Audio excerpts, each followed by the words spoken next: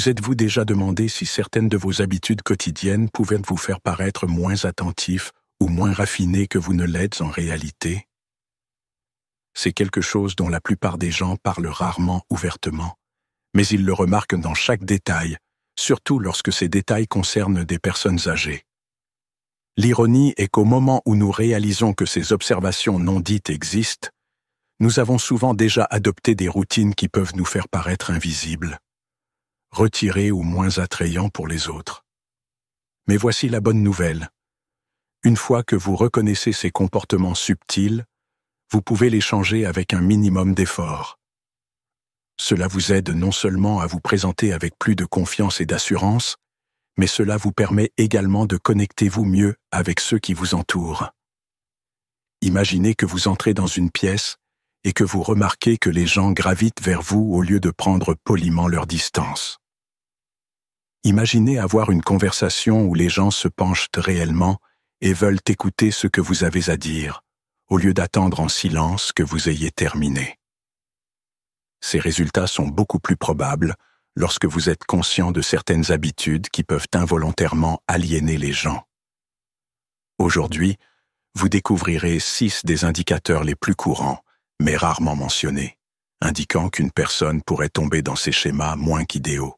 En reconnaissant ces signes et en apportant quelques petits changements, vous pouvez vous comporter avec confiance en vous et grâce, qui reflète vraiment qui vous êtes.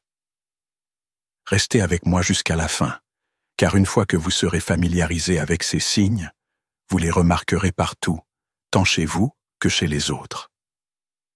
Dès que vous déciderez de les aborder, vous constaterez une amélioration remarquable dans la façon dont les autres vous perçoivent et vous respectent.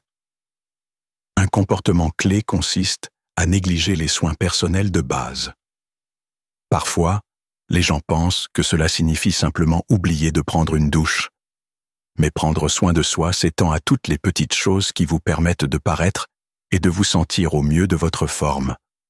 Vous pourriez oublier de vous couper les ongles ou finir par porter le même pantalon plusieurs jours de suite en pensant « Ils ne sont pas si sales que ça ». Cependant, au fil du temps, ces petits oublis s'accumulent et peuvent vous donner une apparence négligée, même si ce n'est pas intentionnel. Prenons l'exemple de Walter, un homme d'une octogénaire qui a toujours été connu pour son apparence soignée. Depuis plusieurs années, il a arrêté de se couper les sourcils, il laissa pousser ses cheveux de manière inégale et commença à porter une chemise usée presque tous les jours.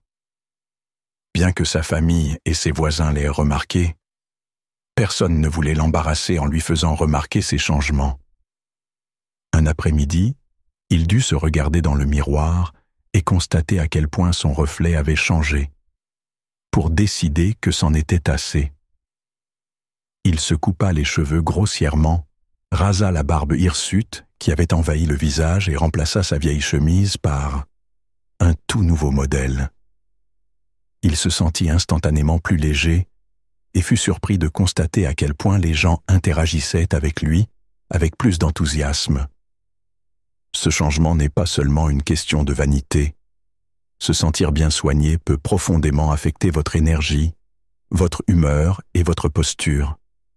Pensez à la façon dont vous vous comportez lorsque vous êtes habillé d'une manière que vous aimez vraiment par rapport à la façon dont vous portez quelque chose que vous n'aimez pas ou que vous considérez comme démodé. Il y a une confiance qui résonne de l'intérieur vers l'extérieur. Des recherches en psychologie suggèrent même que les personnes qui prêtent l'attention portée à leur hygiène personnelle tendent à projeter une plus grande confiance et à susciter des réponses plus positives dans les contextes sociaux. Il ne faut pas longtemps pour maintenir ces habitudes. Une routine matinale rapide, se brosser ou se peigner les cheveux, appliquer une crème hydratante, pour garder la peau hydratée, s'assurer que les ongles sont coupés, peut faire une grande différence. Si vous avez une barbe ou une moustache, les tailler soigneusement peut vous donner un look instantanément rafraîchi. De même, utiliser un baume à lèvres doux peut prévenir. Des lèvres gercées, qui passent souvent inaperçues pour la personne qui en souffre, mais qui peuvent être très visibles pour les autres. Aucune de ces tâches ne nécessite des heures devant un miroir, il suffit d'un peu de persévérance. Avec une courte liste de routines quotidiennes ou hebdomadaires, vous aurez l'air plus vivant, vous vous sentirez mieux dans votre peau et vous laisserez aux autres l'impression que vous êtes activement engagé dans la vie.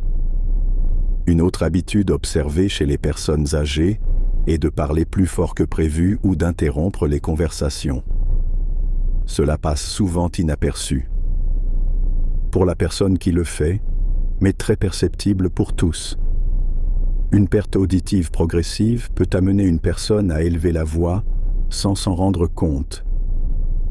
Au fil du temps, ils peuvent également commencer à interrompre les gens au milieu d'une phrase, non pas par impolitesse, mais par manque de respect, mais simplement parce qu'ils ne peuvent pas évaluer le flux normal d'une conversation. Georges, un homme d'une 60aine d'années qui avait toujours été passionné par les rencontres sociales, sont progressivement tombés dans ce schéma. Lors des réunions de famille, il s'est retrouvé à parler d'une voix tonitruante et à interrompre les autres lorsqu'il parlait.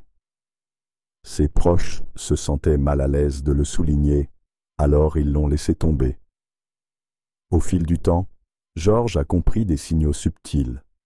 Les gens s'écartaient lorsqu'il commençait à parler ou baissaient doucement la voix dans un effort pour équilibrer son volume. Il a décidé de prendre rendez-vous pour un test auditif et a découvert qu'il souffrait d'une perte auditive modérée.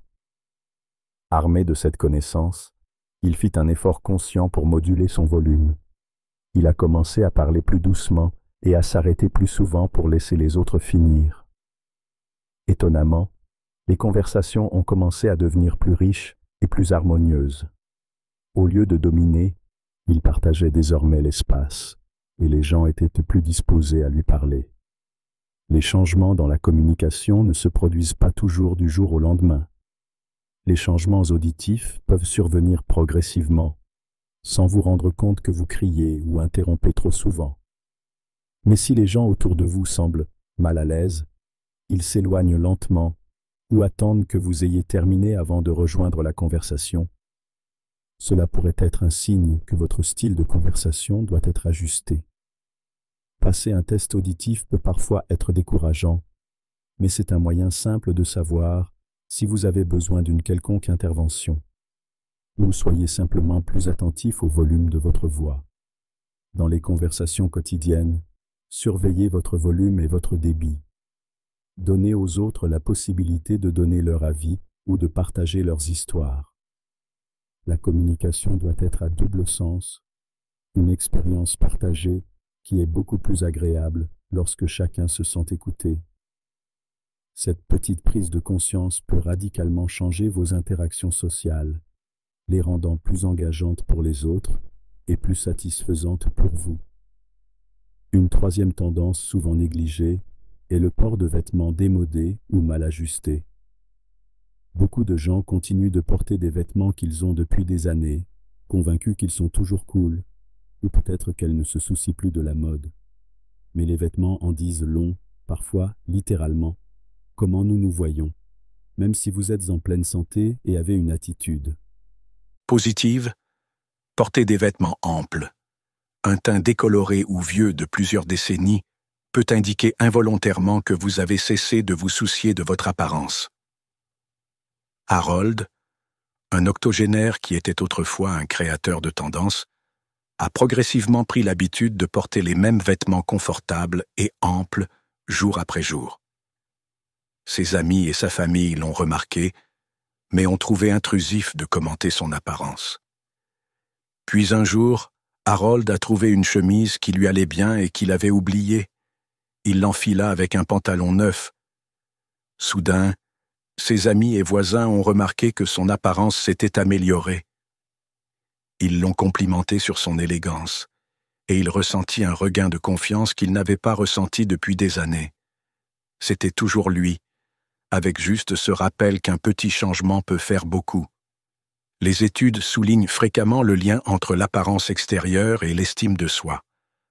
Quand les vêtements vous vont bien et à un look actuel, sans être forcément moderne, on se sent souvent plus grand et plus vital.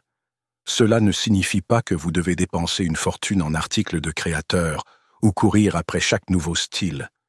Plutôt, concentrez-vous sur la sélection de quelques pièces polyvalentes et bien faites qui reflètent vos goûts personnels et correspondent à votre style de vie.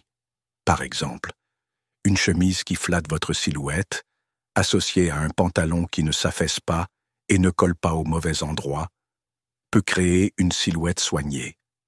Le choix de la couleur compte également. Si certaines nuances mettent en valeur la couleur de vos yeux ou complètent votre teint, penche-toi vers eux. Et ne négligez pas les détails comme vos chaussures ou votre montre. Parfois, il faut mettre à jour un seul accessoire, comme opter pour une nouvelle paire de chaussures. Confortable mais moderne, il peut transformer une tenue entière de fatigué à soigné. Si vous ne savez pas où aller. Pour commencer, pensez à demander de l'aide à un ami de confiance ou à un vendeur qui a le sens du style. L'important n'est pas de ressembler à quelqu'un d'autre, mais de se sentir comme la version la plus confiante de soi-même.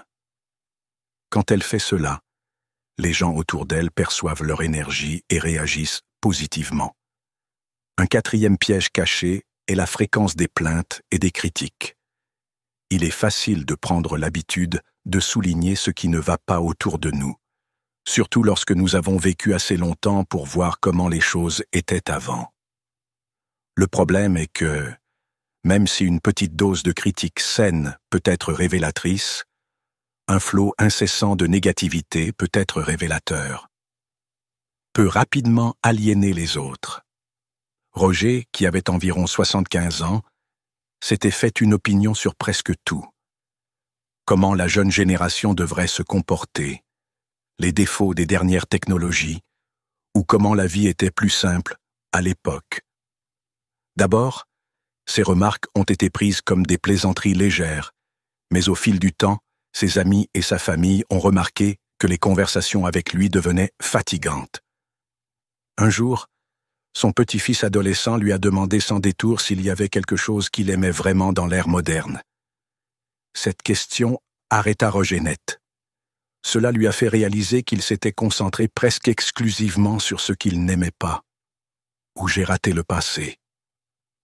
La prise de conscience n'était pas agréable au début, mais elle lui a servi de choc pour redécouvrir votre capacité de curiosité et d'appréciation. Maintenant, la négativité n'est pas toujours intentionnelle. Parfois, cela naît du désir de mettre en valeur la sagesse acquise tout au long de la vie. D'autres fois, cela naît de la frustration liée à la douleur et les désagréments naturels qui accompagnent le désir de partager des expériences que les plus jeunes n'ont pas vécues. Mais le problème survient lorsque chaque interaction ça ressemble à une séance de critique. L'effet est cumulatif. Très bientôt, d'autres pourraient hésiter à passer du temps avec vous, par peur d'une conversation fatigante. La solution est relativement simple. Trouvez un équilibre. Si vous vous plaignez de la température extérieure, poursuivez avec une observation positive sur autre chose, peut-être un bel arbre que vous avez vu lors d'une promenade. Si vous avez une vision négative d'une nouvelle technologie, contrecarrez-la par la curiosité en disant « Je suis habitué à une manière différente, mais j'aimerais bien savoir comment vous le voyez. » Cette approche maintient la conversation ouverte et élimine le fardeau que peut représenter une critique constante. Les gens apprécient généralement une discussion franche si elle est équilibrée par des points de vue constructifs ou encourageants. Lorsque vous effectuez ce changement, en combinant vos pensées sur les aspects négatifs de quelque chose avec la volonté de voir les aspects positifs, vous serez surpris de voir à quel point les autres sont intéressés à entendre votre point de vue. L'aspect suivant, qui n'est souvent pas mentionné, c'est une mauvaise haleine ou une odeur corporelle. À mesure que les gens vieillissent, les changements physiologiques et sensoriels rendent plus difficile la détection des odeurs personnelles. Médicaments, certaines habitudes alimentaires, déshydratation et même changement dans les niveaux d'hormones peut contribuer à la persistance des odeurs. Les gens autour de vous le remarqueront peut-être, mais ils le diront rarement ouvertement. Au lieu de cela, ils peuvent subtilement maintenir leur distance, raccourcir les interactions ou se placer discrètement dans un coin bien aéré de la pièce. Frank, un homme d'une 60aine d'années, était connu pour sa personnalité chaleureuse et ses histoires intéressantes.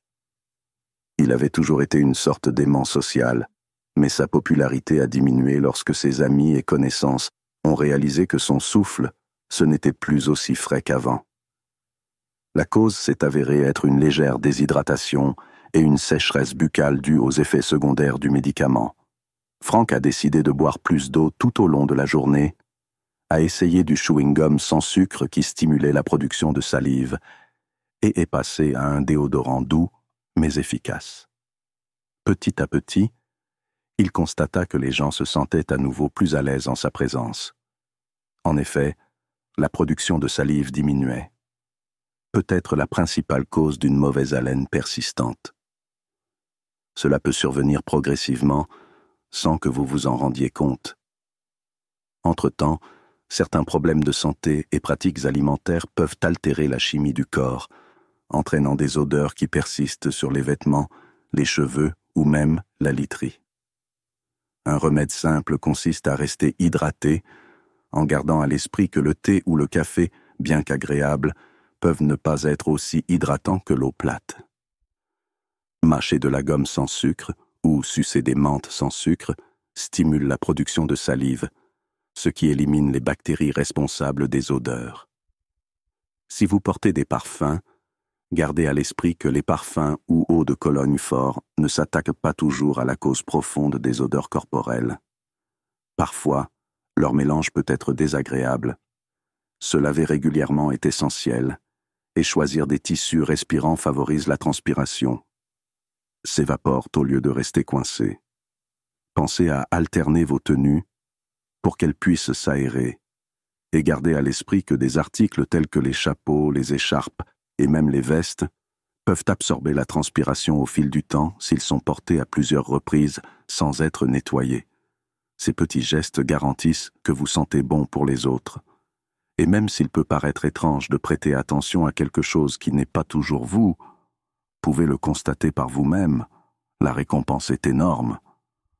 Vous vous sentirez plus à l'aise pour socialiser et les gens seront plus disposés à vous approcher plutôt qu'à s'éloigner poliment.